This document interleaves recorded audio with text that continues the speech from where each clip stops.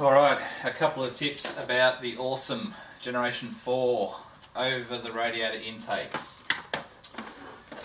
I find a couple of things worthwhile to change on these. Number one being, if you want a slightly better airflow, you can change the standard reducer, which is quite soft and nasty and has not great airflow because of the ridges in the middle.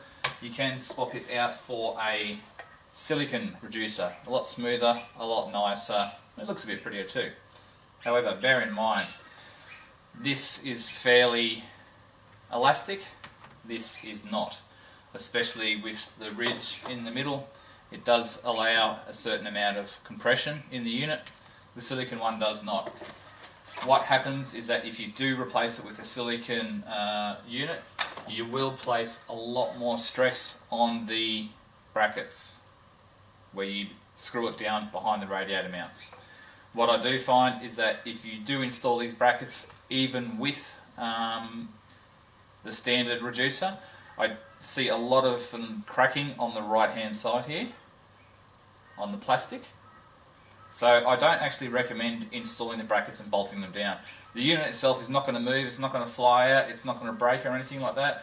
The pressure from the seals on the bonnet lid and everything else, it's going to stay there, and it hugs the brackets pretty nicely. So I don't recommend actually installing the factory brackets and bolting them down. Just sit it there nice and loose and you'll be okay, and get the silicon reducer.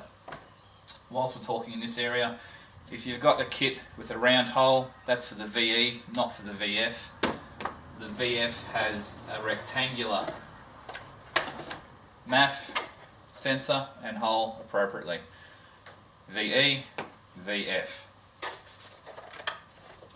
Another thing I find is that the standard unit, it has a spout here for the clean side of your PCV system for your oil. On your right hand side is looking at the engine. It has a large six spout and then a small spout. The small spout then comes with an elbow and then some cheap shitty hose going to the back of the system. I find it best to cut that off, leaving the larger of the two spouts. Just cut it off with a saw or whatever.